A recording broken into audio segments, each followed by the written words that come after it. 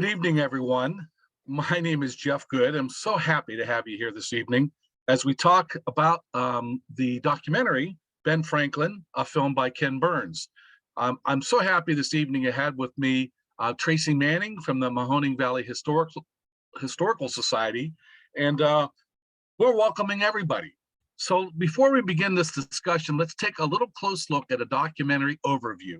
Now, please remember that Ben Franklin, a film by Ken Burns, will premiere on PBS Western Reserve April 4th and 5th at 8 o'clock. So let's take our first look with this exclusive documentary in review.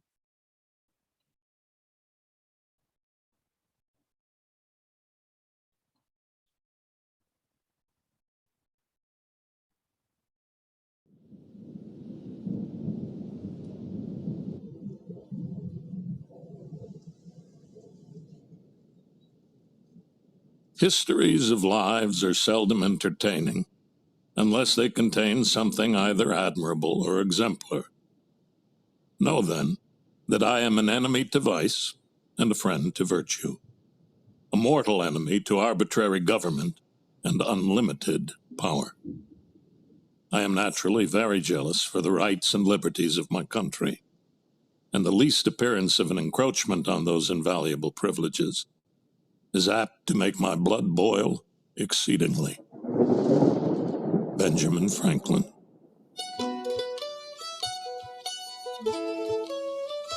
Franklin is by far the most approachable of our founders. He's not somebody made of stone like a George Washington. Franklin was pretty simple in his moral code. He was driven by a desire to pour forth benefits for the common good. But there's a lot in Benjamin Franklin that makes you flinch. And we see Franklin not as a perfect person, but somebody evolving to see if he could become more perfect. He was a teenage runaway who achieved such remarkable success that his example would be handed down for generations as the embodiment of the American dream. He was a printer, a publisher, and a writer, producing everything from essays on politics and religion to biting satires and words of wisdom that would endure forever. He was a prolific inventor and a scientist whose pioneering discoveries would make him the most famous American in the world. He was a civic leader, the founder of a library and a college who introduced a host of improvements that made the lives of everyday people better. He embraced the Enlightenment belief in the perfectibility of human beings, but no one understood their foibles and failings, including his own, better than he did. He also owned and enslaved human beings and benefited from the institution of slavery.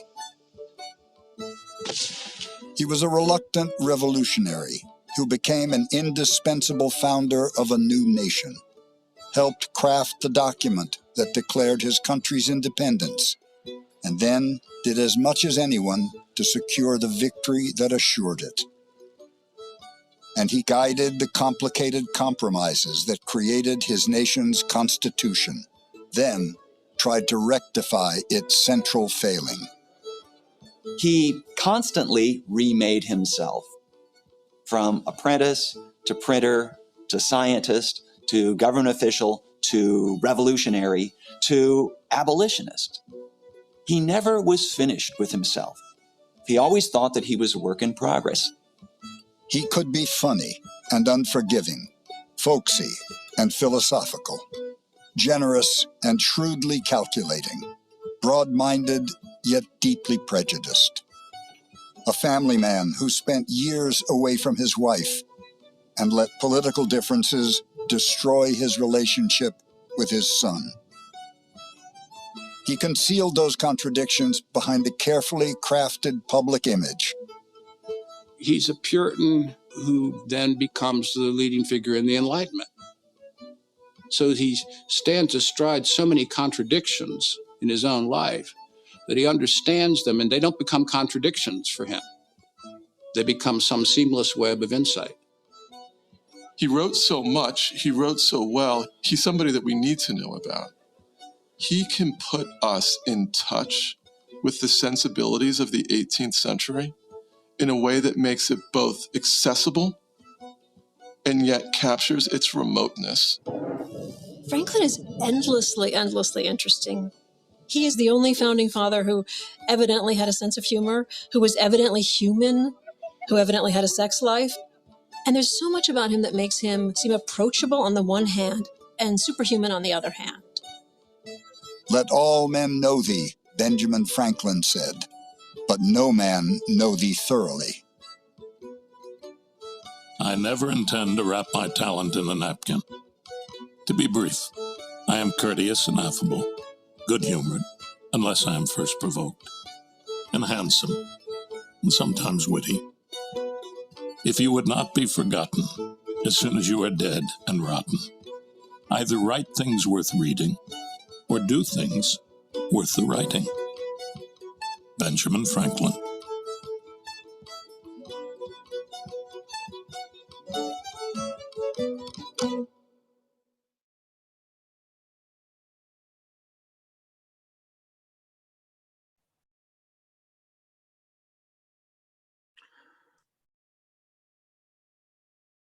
So we had an overview of the documentary, and we'll be showing different clips throughout. Once again, my name is Jeff Good. I'm the Chief Education Technology Officer for PBS Western Reserve, and we're so excited about this outreach program, and we'll talk a little bit in a bit about some of the other events that we're doing related to the documentary premiere on April 4th and 5th. But I'm so pleased today to have Traci Manning from the Mahoning Valley Historical Society here. So Traci, as you kind of look at the overview, what's kind of your overview of Ben Franklin? Yeah, I think, I'm not sure which historian said it, but he kind of becomes this folksy hero in American history. And I think there's some reasons for that, which we'll see in some of the other clips, especially with Poor Richard's Almanac and some of those things. But for some reason, history has kind of painted Benjamin Franklin in a really approachable way. Like, he was one of the only founding fathers that maybe you could have walked up to on the street and said hi to. We have this image of someone like George Washington as this kind of marble figure that's untouchable. And, with pop culture recently, especially in the last 5 or 6 years, you've got musicals like Hamilton that maybe have made his story more approachable. They've made Thomas Jefferson a little bit more approachable. But, Ben Franklin really isn't in that story that much.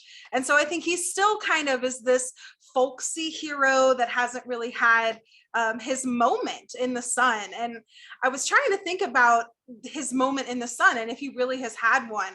And the only thing that came to mind was National Treasure, that wonderful film with Nicolas Cage where they steal the Declaration of Independence, which I don't recommend. Don't do that.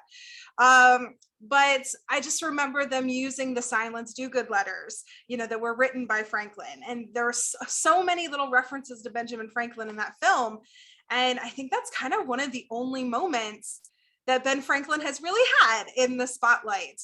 And, he's not a perfect person. No one is. Not a single human being is perfect. He has his flaws just like everybody else.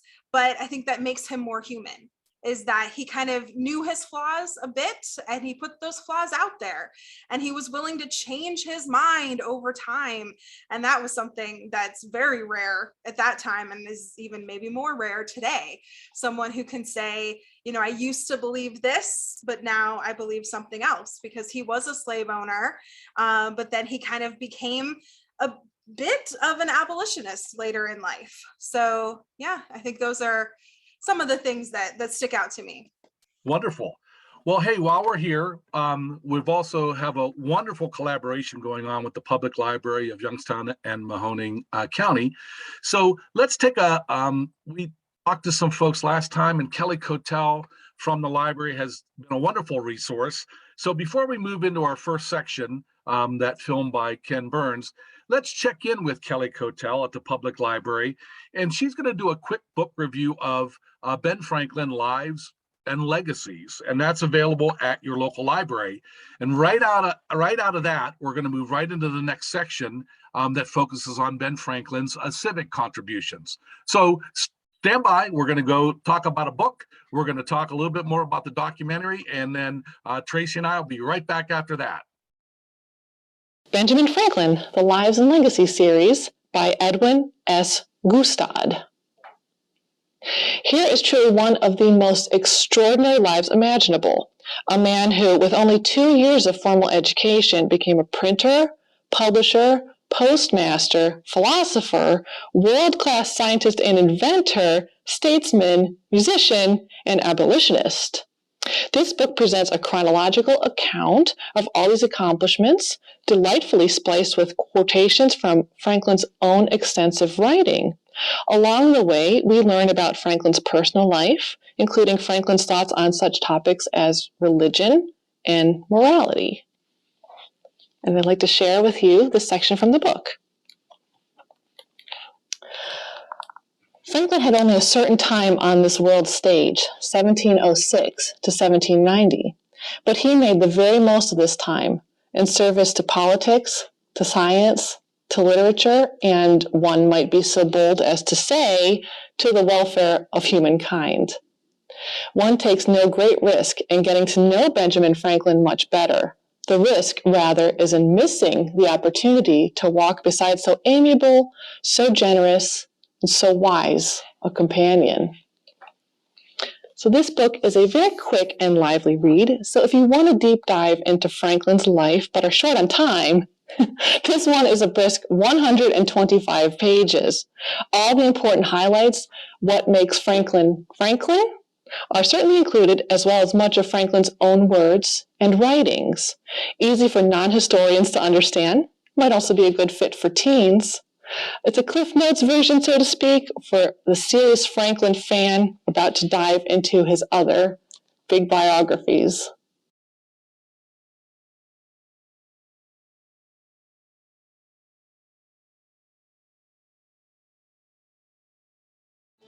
I took care not only to be in reality industrious and frugal, but to avoid all appearances of the contrary. He made sure people noticed, and his business increased. He was a writer. Writers invent. He might be his own best invention. Franklin is so relentless in learning how to do things correctly in a certain way, how to write, how to dress, how to speak to different kinds of people. It's sort of impossible to know what was there before he did all that and invented himself. With 11 other up-and-coming tradesmen, Franklin formed a club that met each Friday evening to socialize and forge business connections. But they also discussed current events and politely debated a variety of topics. What is wisdom? What defines good writing? Did importing indentured and enslaved servants help or hurt the colonial economy? The official name of the group was the Leather Apron Club. Informally, they called themselves the Junto, from the Latin for joined together. At 21, Franklin was its youngest member, but unquestionably its driving force. Franklin believed that the virtues and values of a working middle class were going to be the backbone of American society. The artisans, the shopkeepers, the people who put on leather aprons early in the morning to help serve the public. The Junto moved its meeting place from a local tavern to a rented house. And at Franklin's suggestion, each member brought some books that the other members could read. Eventually, they broadened the idea into the Library Company of Philadelphia, America's first subscription library open to the public, who paid small dues for the chance to borrow books imported from Europe. And every year, more and more books would be collected and extend knowledge. What was so important about the library company was that it wasn't just for wealthy, elite men. This library afforded me the means of improvement by constant study, for which I set apart an hour or two each day, and thus repaired in some degree the loss of the learned education my father once intended for me. He always looked around wherever he was and said, what needs to be done? What's missing? What are the things that a community ought to have? He had read enough to know that there was more elsewhere, and he wanted to make those good things happen to the community of Philadelphia. Self-reliance, which Franklin loved, and community engagement may seem like they oppose each other. But as Franklin repeatedly said, the good that we can do together surpasses the good we can do alone. Over the coming years, Franklin and his Junto would turn to other civic projects to improve life in Philadelphia. Under their guidance, the city formed volunteer fire companies. They advocated for a police force paid by a property tax. And at one Junto meeting, Franklin raised the idea of starting a college. When the Public Academy of Philadelphia finally opened in 1751, Franklin would be elected president of the board. It was the first non-sectarian college in America and would later become the University of Pennsylvania. Expanding on the Junto model, he proposed and organized the American Philosophical Society, whose members would be scientists and intellectuals from throughout the colonies, who could share ideas and scholarly papers by mail if they could not come to meetings in person. It would become the colony's first learned society. And to build a new hospital, he devised a plan that matched private donations with public funds, giving people, he said, an additional motive to give, since every man's donation would be doubled. He always believed that if you just get a few good and interested men, always men, on any civic problem, you can solve it. Ben Franklin is, I think, emblematic of what America wanted to be, should be, could be. The things that he spoke of, the things that he wrote about, often missing are other people, women, people of color, in particular, enslaved men and women, never had the opportunities that a Ben Franklin had.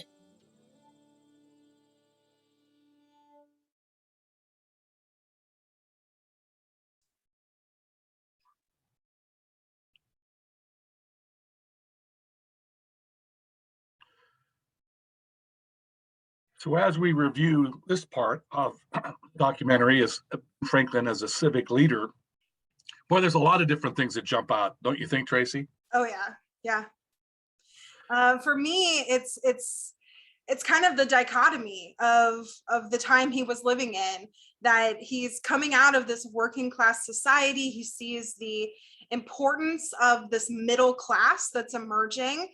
He wants to bring things that used to be left for this elite white male group. He wants to bring them to a middle class white male group.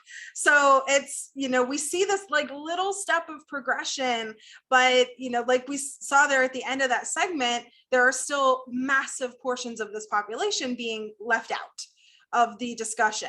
So, you have Benjamin Franklin making these little steps towards being a little bit more inclusive, which was revolutionary at the time, to have a library that the public could go into, to have some of these other societies that, scientists and anybody could join if they were, a white man. But it at least opened the doors to that middle class that, the door really had never been opened before. And I love the term, he kept the company of learned men, yeah. I think was the term that they used. And that in itself, like I said, like you said, which is he's building towards being more inclusive, but he still had a long way to go, don't you think? Yeah, for sure. So let's take a closer look now. Now we've seen the civic side of Ben Franklin. Let's take a closer look. I love this part the best. Well, there's more than a couple parts I like. But when you think about Ben Franklin, you think about his virtues, or his 13 virtues. It's funny when if you do anything on YouTube about Ben Franklin's virtues, you'll see folks now that are using his virtues to live their life. I find that very interesting. So let's take a closer look at I guess we're going to call it the virtuous side of Ben Franklin.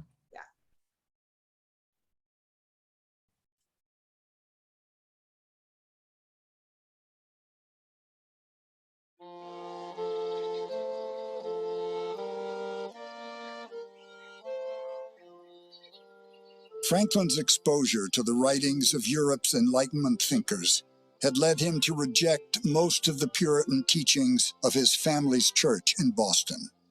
He no longer worshipped a God intimately connected with a person's daily life, who answered private prayers or sent down punishments. But he still believed in a supreme being who had created the world. I believe he is pleased and delights in the happiness of those he has created.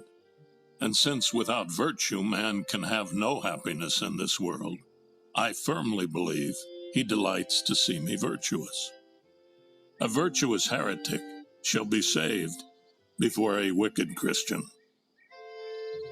No one feared for Benjamin's soul more than his pious parents back in Boston, whose Calvinist Puritanism espoused that salvation came solely through God's grace rather than good works, and anyone who strayed from that doctrine would be eternally damned.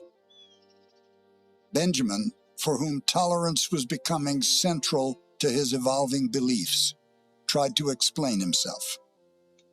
Honored father and mother, I imagine a man must have a good deal of vanity who believes that all the doctrines he holds are true, and all he rejects are false.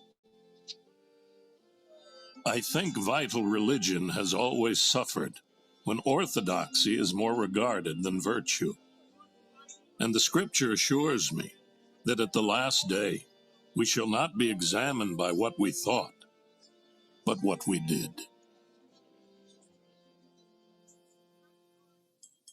He's a man of omnivorous curiosity, of endless invention, of endless self-invention. He's so bent on self-improvement, on teaching himself how to write properly or cleansing himself of his moral sins. He gives us this idea that human nature may be flawed in some ways, but anything can be improved. In his constant effort for self-improvement, Franklin made a list of 12 virtues that could lead him to what he called moral perfection: temperance, silence, order, resolution, frugality, industry, sincerity, justice, moderation, cleanliness, tranquility, and chastity. Then he made a chart with 7 columns for each day of the week and rows labeled with each virtue, and went to work on his progress, marking any infraction with a black spot. I was surprised, he said, to find myself much fuller of faults than I had imagined. Every week, Franklin would make a chart and check, did he master the virtue? At one point, he said, I mastered all the 12 virtues I had, and I showed it around with great pride. And one of my friends said, Franklin, you're missing a virtue you might want to try. And Franklin says, what's that? And the friend says, humility. You might want to add that one to your list. In reality, there is perhaps no one of our natural passions so hard to subdue as pride. Disguise it, struggle with it, beat it down, stifle it, mortify it as much as one pleases. It is still alive, and will every now and then peep out and show itself. Even if I could conceive that I had completely overcome it, I should probably be proud of my humility.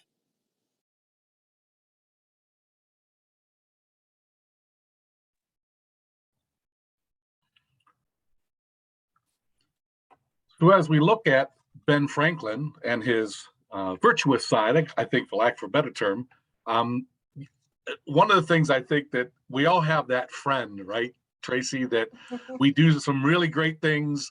And here's Ben Franklin. He puts together 12 virtues. He puts a calendar together. He marks down when he's working his best to get through the virtues. He then tells all his friends what a great job he's been doing. And he has that one friend that says, well, I think you missed one.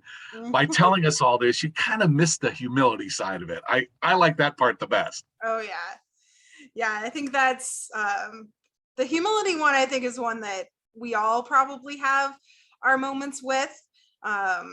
Pride is a challenging thing, I think, but when I look at these resolutions, and you've got the initial 12 and then of course the 13th, what really intrigues me the most is his reason for doing this, is kind of wanting to become a morally perhaps superior person, and having these virtues. And when you look at the list and you kind of see his descriptions of each one, which you can look up online, it's right there in his autobiography. What really comes to mind to me today, and this is making a very modern interpretation of it, is how much more aware we are of our mental health today. This is someone who was looking at the importance of silence, of sincerity, of having tranquility in their lives. And, some of the other ones like industry and order, maybe those are a little bit more common, a little bit more natural for people to think about. But there's some that I think, maybe folks at the time looked at it and thought, tranquility? What are you talking about? Tranquility. But I think, looking at it from the lens of 2022, it's a very different list than I think he would have seen it when he wrote it. And like you said, there are people that use this list as something they live by. And I love his idea of making a calendar and thinking, all right, did I do this today? Did I not do this today? Mine would just be probably a failure most of the time, but it'd be a cool challenge to see, or maybe come up with your own virtues. Absolutely. Very interesting side to Ben Franklin. And of anything I've got so far from this documentary, I think the word extraordinary is fitting for him.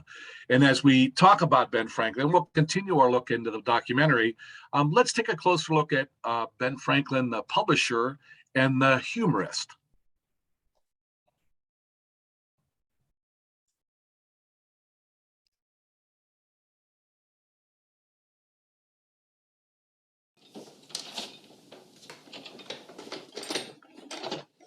Franklin's publishing empire was expanding and making more money. He was named clerk of Pennsylvania's Colonial Assembly, which didn't pay well, but had won the contract to print their proceedings, which did. He made even more profits printing the paper currency for Pennsylvania, Delaware, and New Jersey. With former employees, he would establish printing partnerships in Newport, Rhode Island, New York City, and Antigua in the West Indies, as well as the one in Charleston, South Carolina. He published Bibles and Samuel Richardson's Pamela, the first novel printed in America, along with treaties with native peoples that were used to systematically dispossess them of their lands. In 1737, he was appointed Philadelphia's postmaster, giving him access to news from Europe and the rest of the colonies before his competitors. One of the advantages of being a printer is that he is totally tuned into the news. He's totally tuned into everything that's going on in North America. His vision is broader than most of his neighbors. He had a kind of public opinion embedded in his brain. And he knew that opinion, in the end, was what would decide where power resided. Early to bed and early to rise makes a man healthy, wealthy, and wise. By now, thousands of readers from South Carolina to New York were buying Franklin's Poor Richard's Almanac, which he had launched in 1733. Many printers published almanacs. They outsold everything in the colonies except Bibles, and had the advantage of requiring people to buy a new one each year. But Franklin's stood out. In addition to weather predictions, astronomical, astrological, and other observations, he included aphorisms that combined wisdom with humor, philosophy with wordplay.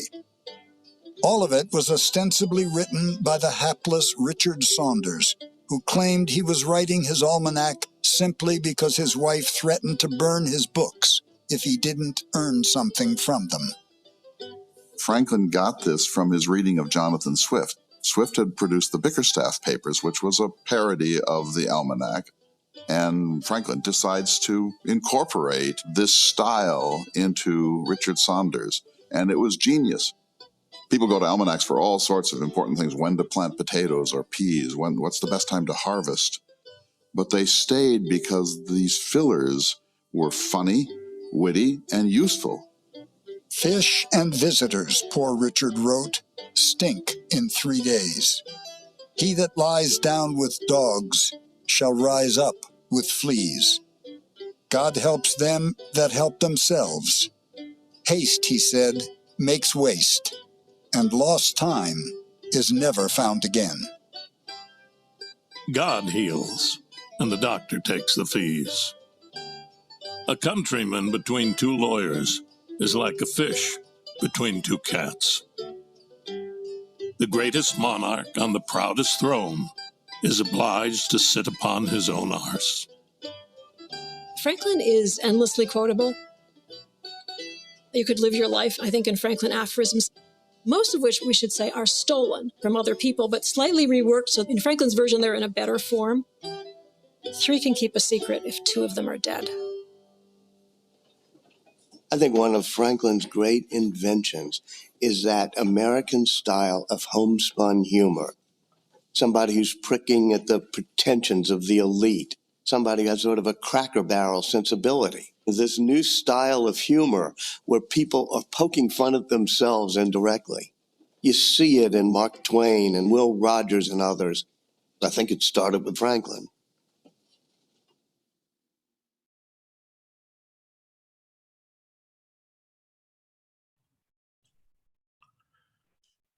So as we look at Ben Franklin, the humorist, this is by far the best part of the documentary that I like the most. I love this whole concept of, we, to this day, folks they still refer to the almanac. How many times do we hear that we're going to have a bad winter or a great spring based upon an almanac? But Ben Franklin kind of took it to the next level and added his own spin on things, so to speak. Wouldn't you say, Tracy? Oh yeah.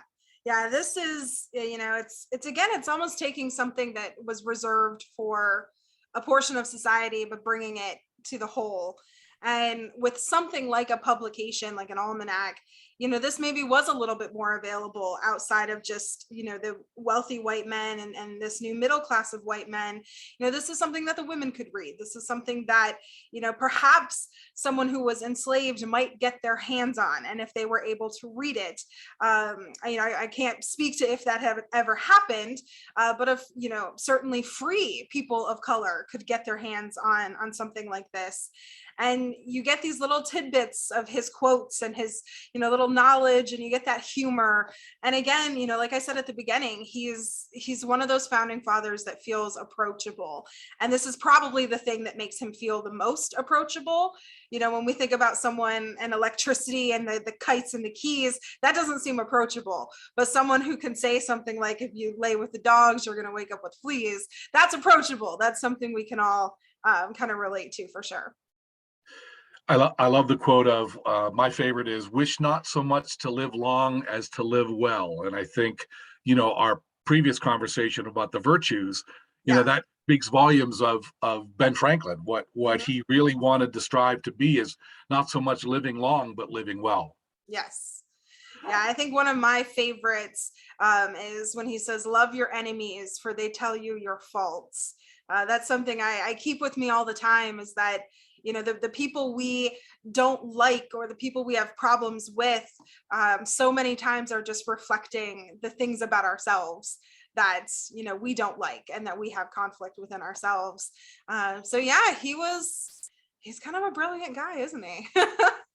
I think so too. And we're just going to keep rolling along. The Yeah. part that everyone thinks about with Ben Franklin is this side of him that's the scientist and the inventor. So let's take a closer look at Ben Franklin from the documentary Ben Franklin, a film by Ken Burns that will be premiering on PBS Western Reserve Monday, April 4th and Tuesday, April 5th at 8 p.m. So let's take a closer look at our next segment.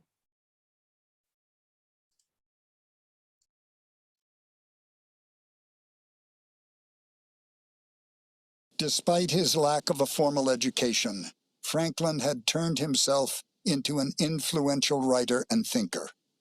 Now, with more time to pursue whatever intrigued his restless imagination, he would become better known as a scientist and inventor.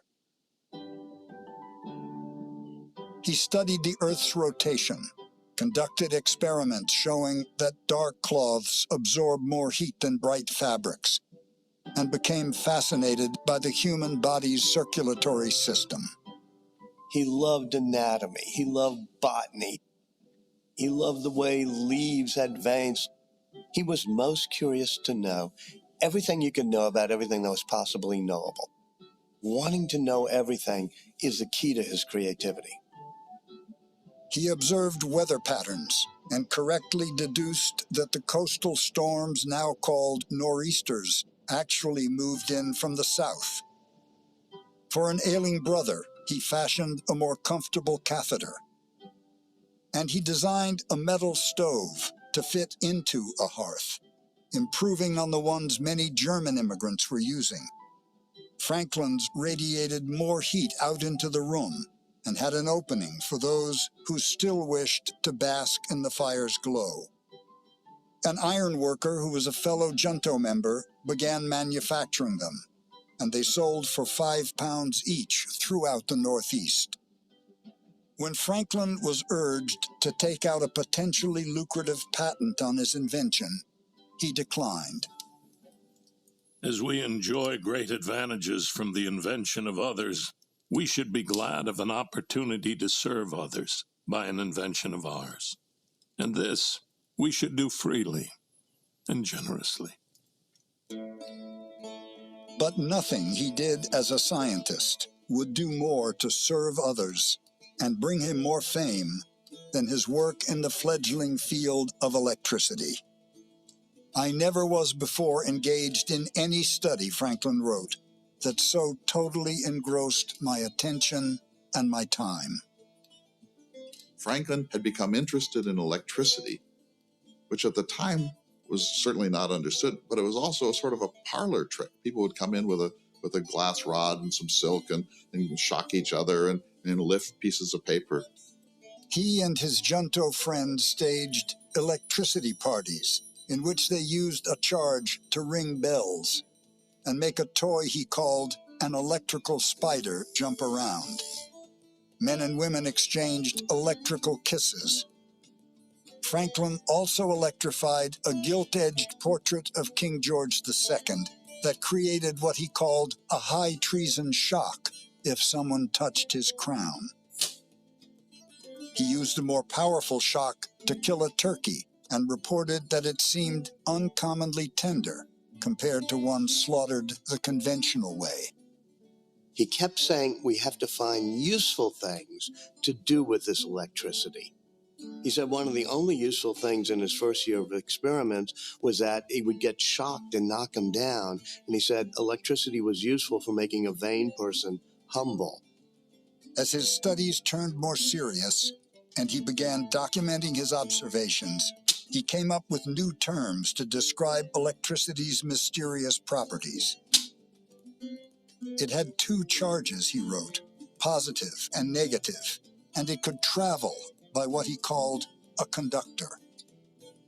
He grouped a collection of glass containers together, each possessing an electrical charge, and named it a battery, using the military term for an array of cannons. Benjamin Franklin comes up with the most important theory of the era, which is the single fluid theory of electricity, which is that it's not some substance, but it's a positive and a negative, and it flows from positive to negative. But pure science had less appeal to Franklin than putting it to practical use.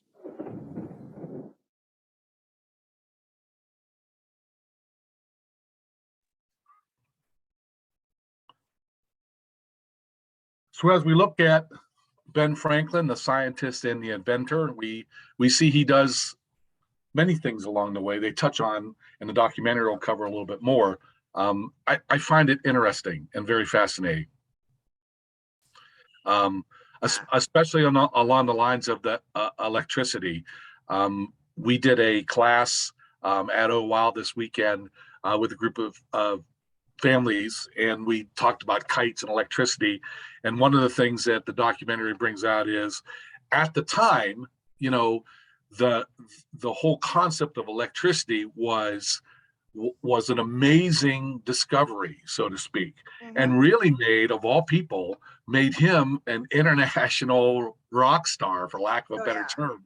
He was the first, we talked a little bit on Saturday about who would you consider an international star now. And the kids in the group talked about music performers and athletes. And here's Ben Franklin, this man of 13 virtues that innocently becomes this international star. Yeah, that's definitely the case. When I think about his work with electricity and some of the early things that he's doing, at that point we're 100 and so years away from mass production of these types of things. So when we think about electricity, a lot of times we're thinking about, different names. We're thinking about, of course, all their names are going to escape me right now, but the Teslas of the world and so on. And, here's someone who's doing this research. And I think one of the things this really speaks to in kind of a really broad sense is this was a guy that by the late 1740s, he devotes his entire life to public service. So he's no longer in any business world. He's completely focused on public service. This is a good 25 years before the signing of the Declaration. So he's able to just explore all of these passions that he has and spend his time, dabbling in writing and electricity. I mean, how many of us have that kind of freedom to get to explore all of these different passions, but then have those passions be something that is still echoed, 200 years later, 250 years later now. It is amazing, that correlation between what we think about now, I know the episode before the clip we watched, I find it interesting that, as that postmaster and being the person that would get the news first, he was like the original internet when you think about it. You know what I mean? He got the news first before everybody else did, and he disseminated it accordingly. And I find that so interesting. Yeah. Well, as we talk a little bit more about Benjamin Franklin, let's go back to our friends at the library, and Kelly is going to talk a little bit about a recommended reading book for adults called Founding Fathers. Let's take a closer look. Founding Fathers, The Fight for Freedom and the Birth of American Liberty by K.M. Coastal and Jack N. Rakove. This book tells the story of the great American heroes who created the Declaration of Independence, fought the American Revolution, shaped the U.S. Constitution, and changed the world. Filled with beautiful illustrations, maps, and inspired accounts of the men and women who fought in America, Founding Fathers brings the birth of the new nation to light.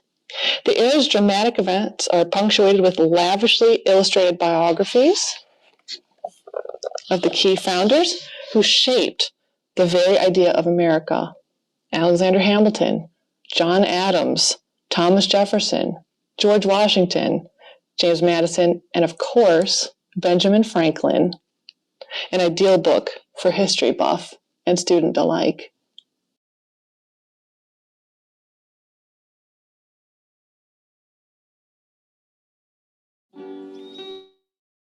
On June 21st, 1776, a packet arrived at Franklin's Market Street home. It was from Thomas Jefferson, who, with Franklin, John Adams, and 2 other delegates, had been assigned to draft a Declaration of Independence. Working in a rented second-floor room of a house a few blocks from Franklin's, and attended by his enslaved servant Robert Hemmings, Jefferson completed a first draft. He asked Franklin to suggest such alterations as your more enlarged view of the subject will dictate. The old editor and writer recognized the elegance of Jefferson's prose and made only a few changes before returning it. Franklin sits back and ponders it a little, and he makes a few really extraordinary suggestions to Jefferson. And one of them is world class. Jefferson had written, "We hold these truths to be sacred and undeniable." And Franklin said, no. We hold these truths to be self-evident. Just as 2 + 2 is 4 and the sun rises in the morning, it is self-evident that we have a right to revolution. Franklin is saying we're trying to create a new type of nation in which our rights come from rationality and the consent of the governed, not the dictates or dogma of a religion. They were doing something very radical and very scary. To say something is self-evident, to say that it's common sense, is to say that there's no other way to think about this. That only an irrational person who's not using their mind correctly could contend with this thing, which is in fact really contentious. It's a classic lawyer's trick to say, we all agree to this thing. Who is we? The we is presumptuous. They were not talking about liberating women in any particular way, or certainly not slaves, but in incremental ways. It grew and grew, because if you talk about liberty for the individual, of you and me, you're talking about a greater liberty that can be applied to other people. On July 2nd, the Continental Congress unanimously approved the central clause of the Declaration, proclaiming American independence. 2 days later, July 4th, 1776, 12 of the 13 former colonies approved the entire declaration. New York would take a few more days to make up its mind. And for the support of this declaration, we mutually pledge to each other our lives, our fortunes, and our sacred honor.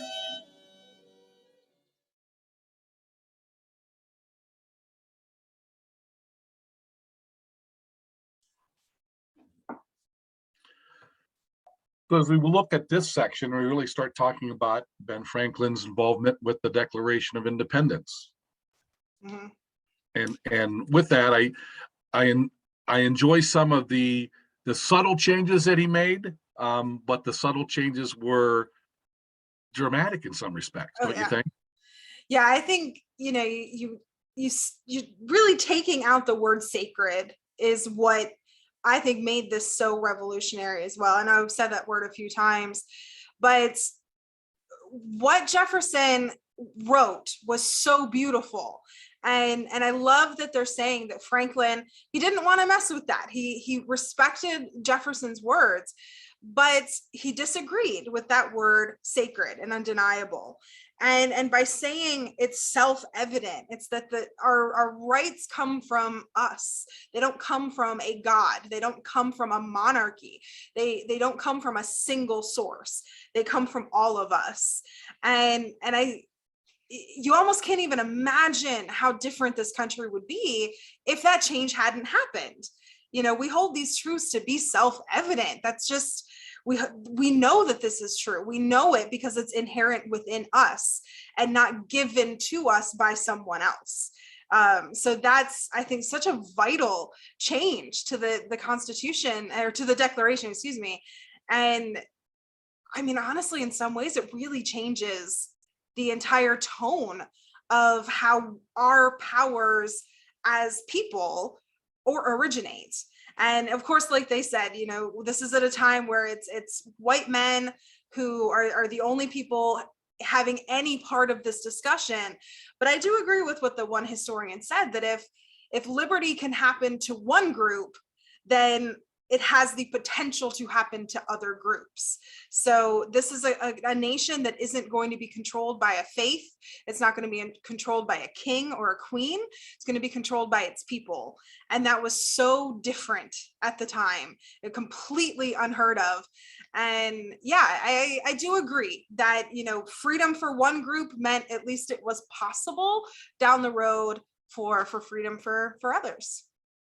It was very thoughtful, and whether you always wonder whether that thought was put into it, but it was a universal thought, and you're absolutely right. At that point in time, we talked about white men and men specifically, but yet could be interpreted to reflect all folks, which I find very fascinating and a wonderful approach to that. Yeah. So let's look at our last segment where we talked about Franklin's role, and Traci touched on it a little bit with his role with the Constitution, and we'll talk a little bit about a quote there at the end that talks about the Republic. Yeah.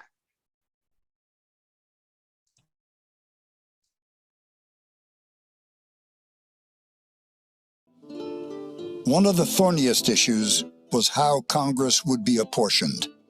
Under the Articles of Confederation, each state had an equal vote, and delegates from smaller states demanded that it stay that way.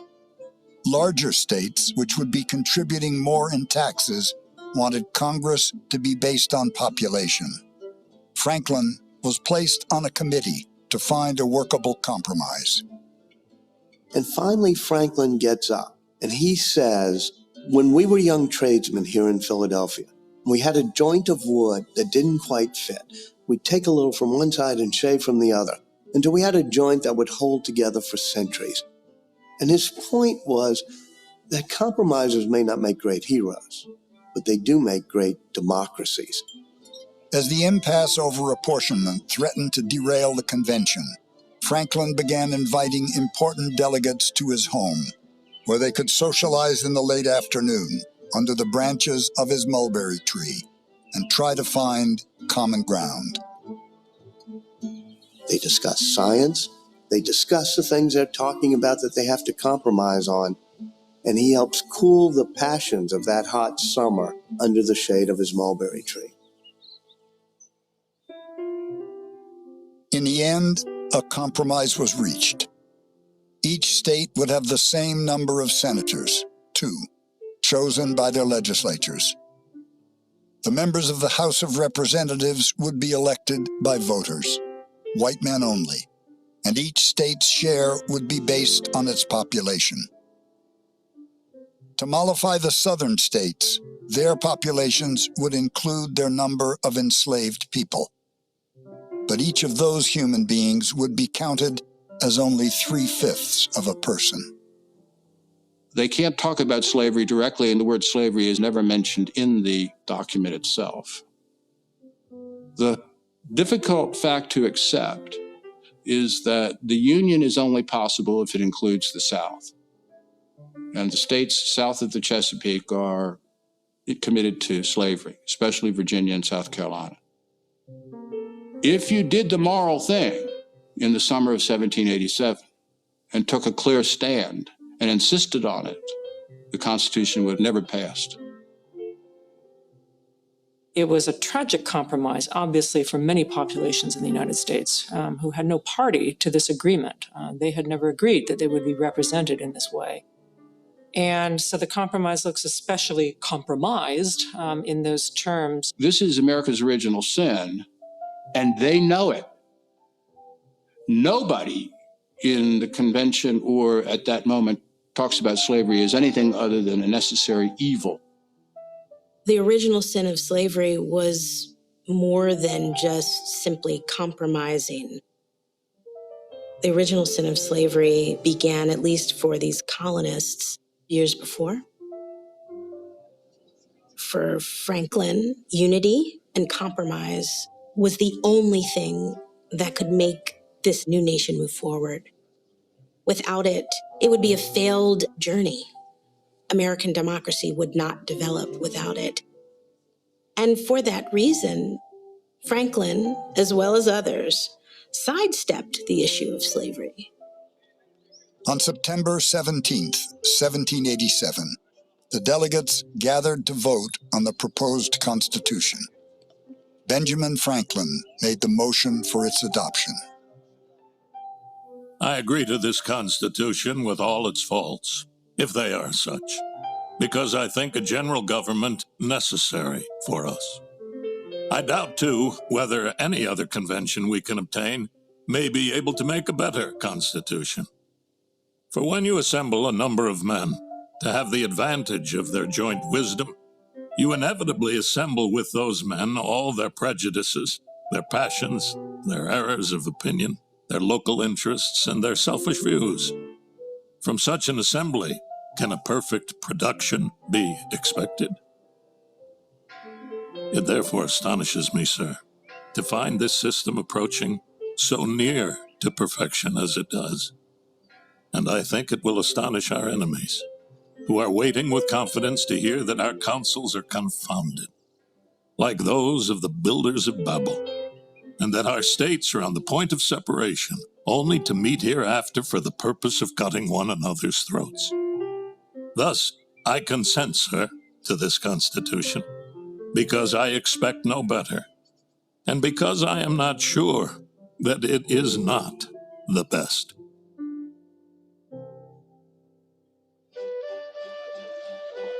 Franklin's motion was approved. One by one, the delegates signed the new Constitution so it could be sent to the states for ratification. He signed it, and I think he was relieved that it brought Americans together. And that was something that he had wanted ever since the Albany Conference. He had wanted Americans to be a part of one grand whole. This might not be the best, but it was the best that you could get, and he recognized that. The Constitution is the framework for an ongoing argument about who we are as a people and where power resides. And it's presumed that each generation will be engaged in an argument and take it in new directions. What do we mean by we the people?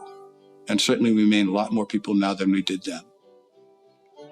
With the work done, the doors to Independence Hall were thrown open. Franklin was approached by one of the city's most prominent citizens, Elizabeth Willing Powell, whose own rights had not been considered. She asked him, "Well, doctor, what have we got? A republic or a monarchy?" "A republic," he answered, "if you can keep it." A republic, if you can keep it. Which turns out to be maybe the most prophetic sentence of all. Everyone who cares about this country has to ask that question every day. A republic, if you can keep it.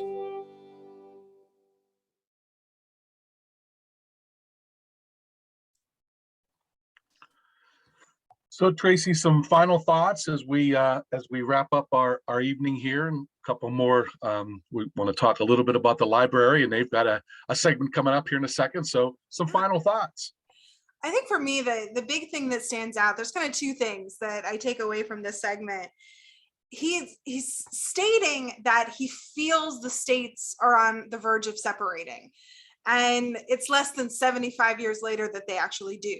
And it's over the same issue. It's over that same issue of slavery, and whether or not enslaved people are actually human beings, which is right there in the Constitution, that they're not a full human being. They're only 3/5 of one. So this separation, this conflict within our nation was there from the start. You know, we could have been two nations from the start had these compromises not happened. And we see that the compromise may have happened, but that conflict was still there. And it was still there to the point that our nation went to war, and we are still fighting over the words of this Constitution on a daily basis. We are still looking at what the words mean, how do we interpret them, how do we change them over time. And the Constitution, this whole idea of this republic was such an experiment. And, you know, you look at Franklin and his experiments he did with tangible things. This is an experiment he did with an intangible thing, with this idea of being a republic. And the time period, to kind of bring it a little local, which is technically my job, I want to kind of say, here in the Western Reserve, in this part of northeastern Ohio, we're kind of the experimental land, if you will, because everything essentially to the east of the Appalachian Mountains was kind of already settled. It was there, they were colonies, and now they're the new states of the United States of America. But then all of this is going to be put into practice in these new Western territories. And that's what I think is so fascinating, that, you know, this is where it's happening for the first time, where it's not a colony becoming a state, it's a territory becoming a state. These are places that didn't have representation in the Continental Congress and so on. So I think that's kind of interesting to think that we're really kind of the first place where this is going to be put into practice politically, and kind of becoming a new state and a new place for all of these systems to come to life. Traci, really appreciate that. I love that local tie-in, and wanted to just let some folks know, last week, and I referenced it a bit ago, we did a Ben Franklin Explore series, and we were at the OWOW Science Center in Youngstown, as well as the Canfield branch of the library. We all learned, our group at both sites, we connected remotely, and we also had a virtual audience. We learned a little bit about the extraordinary life of Ben Franklin, and we also learned, and we built kites, as you can see in these photos from the event. And we continue that family outreach series, focusing on Ben Franklin, coming up this Saturday. That Explore series, we will discuss kites and their connection with human flight. We discussed the elements of a paper airplane, and you know what? We're even going to build some paper airplanes and fly those. That event will take place this Saturday, April 2nd, from 10 to 11 a.m. in person at the OWOW Science Center in Youngstown, the Public Library in Canfield, as well as virtually through Zoom. You look on the screen right now, you'll see a QR code. Feel free to scan that with your phone, the camera on your phone, and that'll take you to our webpage. It's full of information related to Ben Franklin and the documentary that's coming up on April 4th and 5th. And then on June 18th, for folks that are watching and are part of our Explore series, as well as these events, we'll be having a Come Fly a Kite Day with PBS Western Reserve. It'll be an outdoor event at the outdoor space at the Public Library of Youngstown, the main branch. They're really excited about showing off their new space, and that's June 18th. That's a Saturday. It's going to run from 11 a.m. to 1 p.m. We'll fly kites. We'll be flying paper airplanes, and I've got a couple other special things I know that we'll do along the way. So really hope that we have folks come out for that. Last but not least, if you've got your phone out and you scan that last QR code, if you want to take an opportunity, we really appreciate the folks at WETA, our Philadelphia PBS friend that helped fund these outreach projects. And so if you have an opportunity, they're always interested in getting some information about these events that they've done connected with the Ben Franklin documentary. So if you could scan that and answer that, that would be wonderful. And we're wrapping up in great time. We thank you for your time this evening and kind of looking at our documentary review. Traci, I can't thank you enough for your insight, looking over and especially your knowledge of history and the time that you took to spend some time looking at Ben Franklin, and really appreciate your time for that. Thank you so much, Traci, and all the work that you do with the Mahoning Valley Historical Society. Thank you so much. Thank you. And just one last reminder, make sure you have an opportunity April 4th and April 5th, that's a Monday and Tuesday, to catch the premiere of Ben Franklin, a film by Ken Burns. And you're familiar with Ken Burns from his origin during that Civil War series. And since that time, he's done a wonderful bunch of documentaries for PBS. So feel free to tune that in. That's April 4th and 5th, starting at 8 o'clock. For myself, for Traci Manning, for our folks at the Public Library of Youngstown and Mahoning County, thank you so much for taking your time this evening. And thank you especially for being a supporter of PBS Western Reserve. Have a great night, everyone.